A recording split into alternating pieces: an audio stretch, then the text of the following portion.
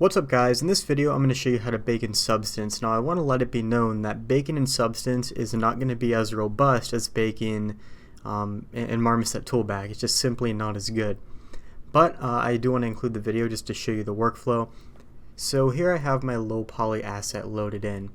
And basically you do the same thing as you would do in Marmoset. You're going to bring in your high poly as well, but in Substance Painter we go to texture set settings to do this, and we go over here, click on Bake Mesh Maps, and what we want to do is do a 4K output size to make it nice and clean. We're going to choose our high definition mesh. In this case it will just be my asset underscore high. So we're going to choose our high poly mesh here, and we also want to change the anti-aliasing to 4x4, and everything else should be okay here. You could match by name, but this is probably alright how it is.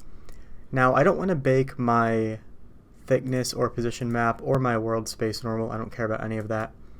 ID we've already discussed in the main part of the course how to deal with ID, but you could leave this on.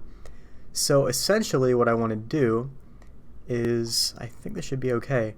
ID, if you're using vertex colors, you could of course use the vertex color option, but other than that there's not too much left to change here. You could change some of the settings if you want, but the default should be okay. We're going to go to Bake Selected Textures and just give it a second to bake. And you're going to see why the quality is simply not as clean as a Marmoset. So yeah, the IDs didn't come through because we don't have any listed on this specific mesh, but if you watch the main part you should already know how to deal with the IDs. Super easy stuff. So I just want to deal with the normal AO and curvature for now. We're going to click OK. And as you can see, it doesn't do too bad of a job. It does okay.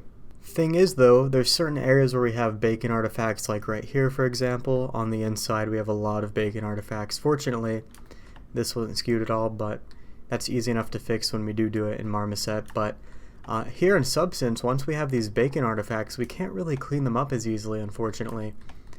Whereas in Marmoset we just paint out the offsets, paint out the skews, do whatever. And yeah, that's another thing, we can't easily paint our skews, and that's kind of unfortunate. Now it does a pretty good job, it's not horrible. Substance is pretty decent at this, but we're still going to have pretty nasty bake artifacts, and yeah, just stuff we don't really want to have. So we can definitely bake in Substance. I would just not recommend it because it's not going to be as clean or versatile to fix up. So kind of up to you. I wanted to present how to do this, and of course once you're done with that you can go in, drop your materials and whatever, and it's going to look fine.